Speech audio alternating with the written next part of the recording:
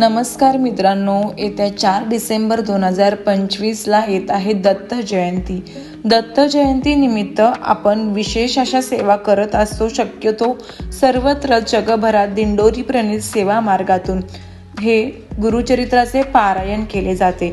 पण ज्यांना पारायण करणे शक्य नसेल तर ते कोणती सेवा करू शकतात, तर आपण ती माहिती या व्हिडिओतून जाणून घेणार आहोत. ज्या कोणाला 7 दिवसाचे गुरुचरित्र पारायण करणे शक्य नाहीये किंवा काही अडचणींमुळे ते करू शकत नाहीये, ते स्वामी चरित्र पारायण सुद्धा करू शकतात. स्वामी चरित्र पारायणाचे 21 अध्याय हे खूप लहान आहेत.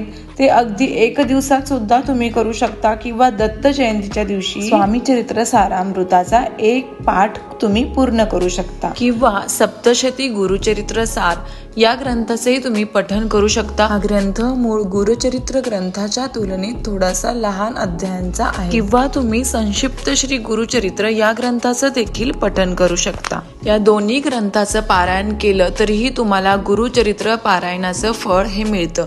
शेवटी भक्ती व सेवा महत्वाची आहे. तुम्हाला जसा वेळ मिळेल जी कोणती गोष्ट तुम्ही यथाशक्तीने करू शकता, या दत्त जयंतीच्या सप्ताह कालावधीत करू शकता.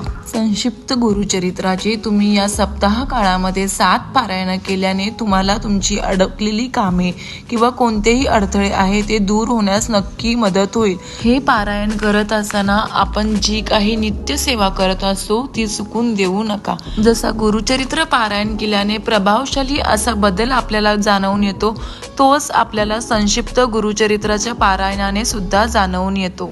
पारायण काळामध्ये मांसाहार वर्ज्य असावा व ब्रह्मचर्य पालन हे कडकडीतपणे झाले पाहिजे. इतक्या सोप्या व साध्या पद्धतीने सुद्धा तुम्ही संक्षिप्त गुरुचरित्र पारायण या दत्त जयंतीच्या निमित्ताने करू शकता.